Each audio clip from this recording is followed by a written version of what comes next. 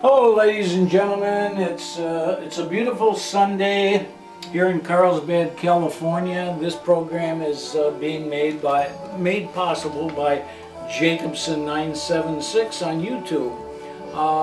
But we're fictitiously staying here at Rick's place here in Carlsbad again, and it's a quiet Sunday. Came from church. And a beautiful service. As you know, I go to Grace Anglican Church in Oceanside. But I like going there. I'm a kind of a weak person, really, because I have to go there every week to get refilled, or my batteries charged, by taking the Holy Eucharist or the Mass, whatever you want to call it, or Holy Communion. Because it's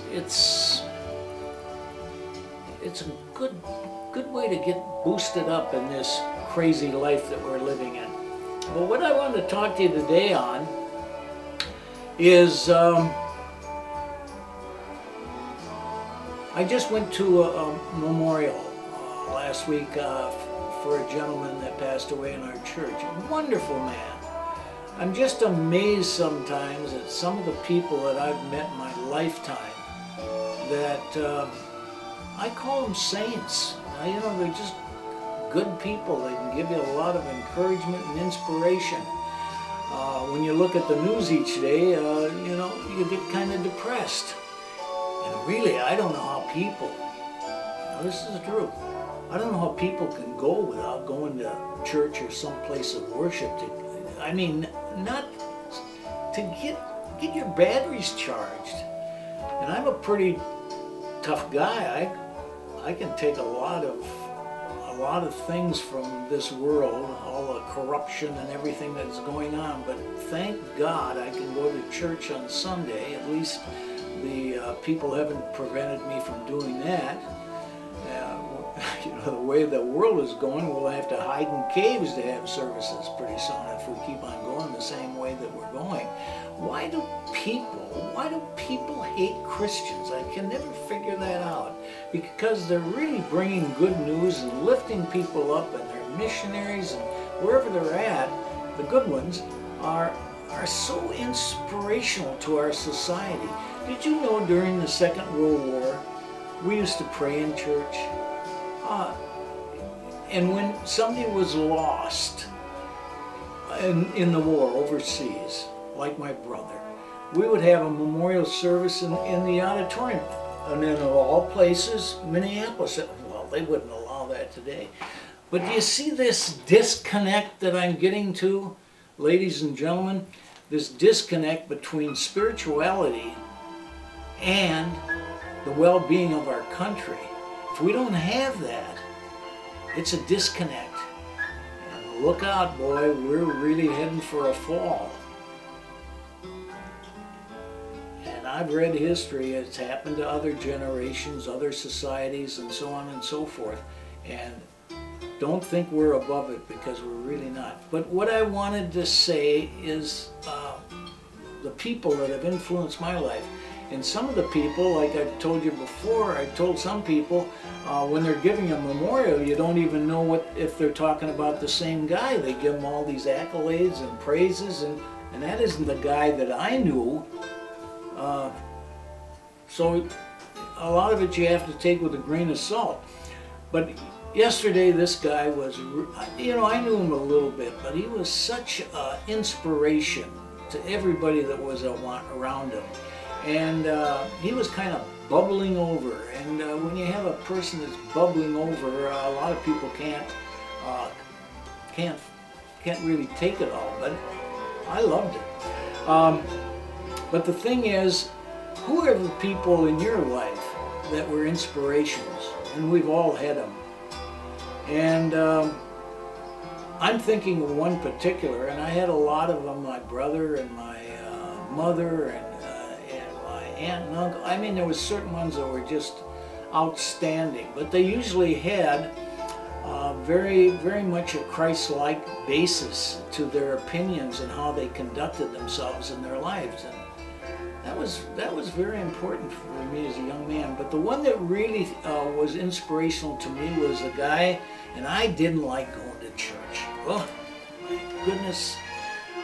But someone told me that this guy was giving a course, and he was giving it, I think it was 1941, between the ages of 12 and 16, something like that.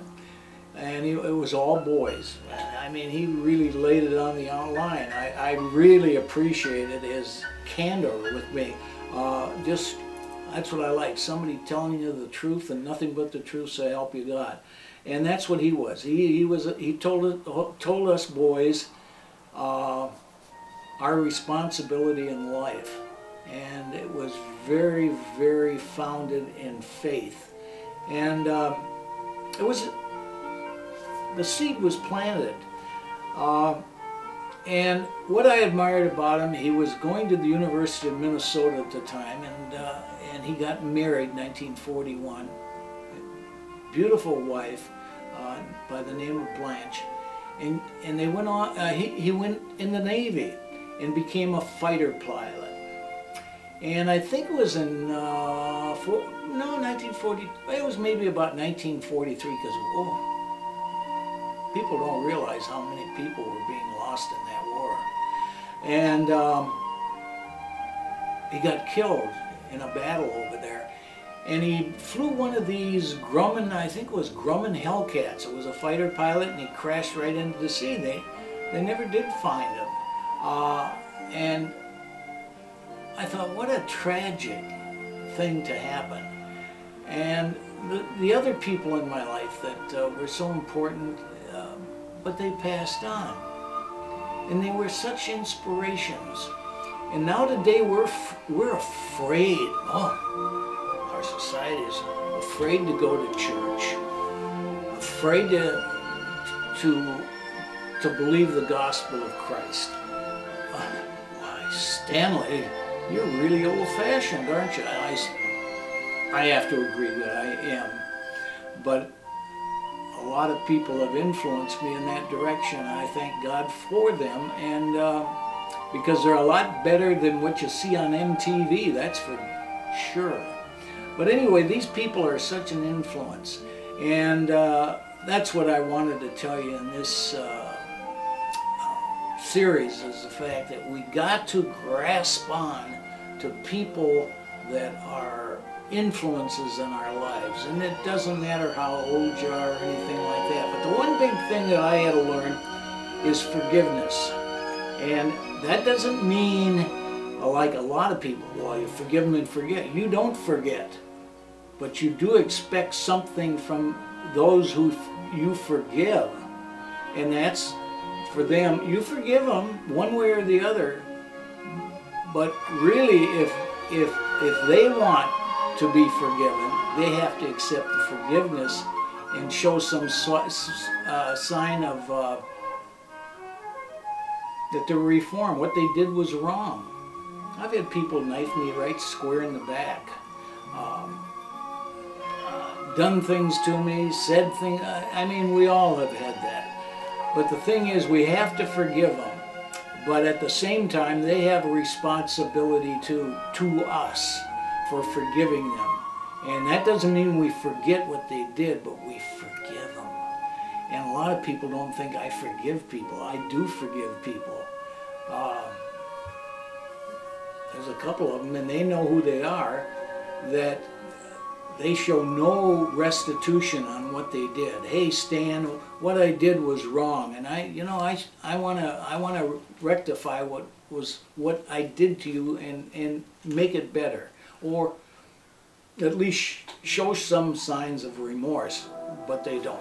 Well, Stalin, thank you for giving me, and they go on their merry way and do the same thing to other people. Well, I don't know. Do you think that? I'm not their judge, but it's something wrong there. But, and there's even churches. I mean, they don't recognize really this thing called forgiveness.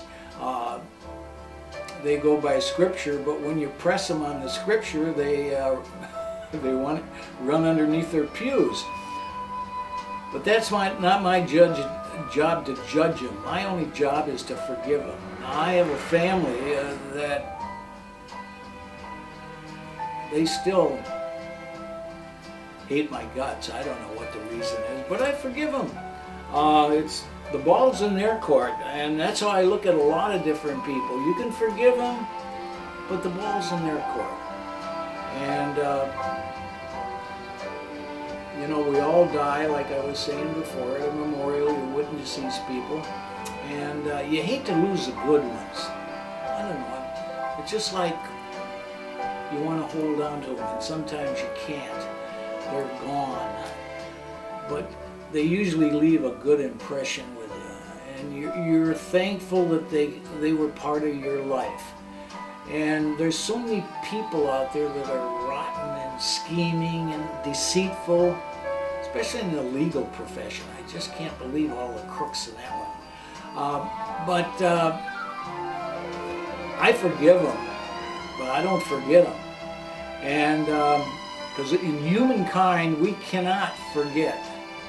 If you have ever been wounded or suffered terrific pain, you can't forget it. You can forgive it, but you can't forget it. That's humankind.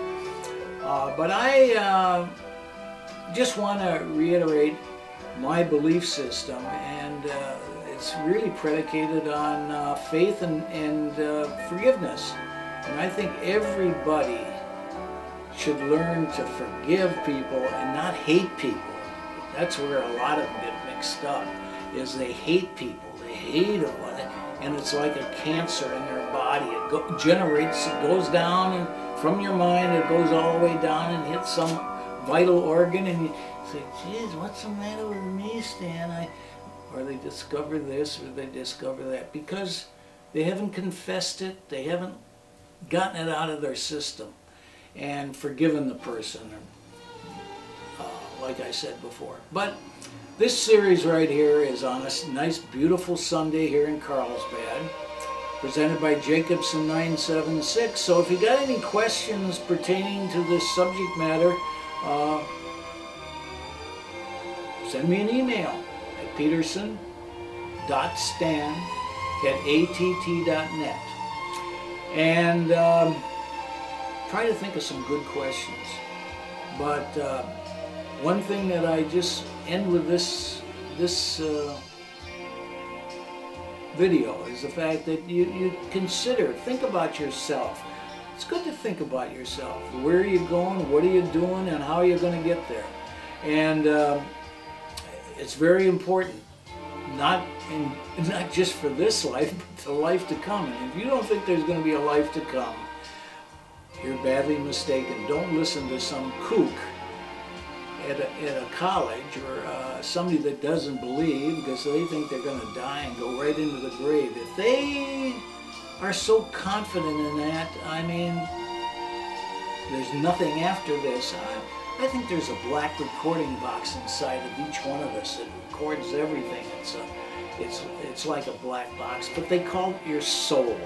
So you're being recorded, I'm being recorded, and everything like that. And each person should really look at themselves, not listen to some speech or a politician or thinking they're going to live tomorrow. I'm starting to figure at my age of 81, I'm starting to think of how many weekends I've got left. And I thank God for every one of them. But how can you not believe when you see the ocean out there, the skies, the birds, the animals? Oh, all of His glory. You know, somebody made it, and it certainly wasn't man. In fact, a lot of times I like getting away from where man has settled in and go out the desert, because I have more peace and contentment out there. But that's me. Some people like to go to Vegas, or they like to go there. I like to see I have one problem. I do like show tunes. You know, maybe that was the reason I loved Lawrence Welks, because there was always a good show tune there. And I like tap dancing, and I like positive things. Like I'm listening right now to good music, and I like good music, and I'm sure you do too. But keep this in mind, gang. Keep your eyes open, and don't shoot until you see the whites of their eyes. Have a good day, and we'll see you next time, okay? See ya.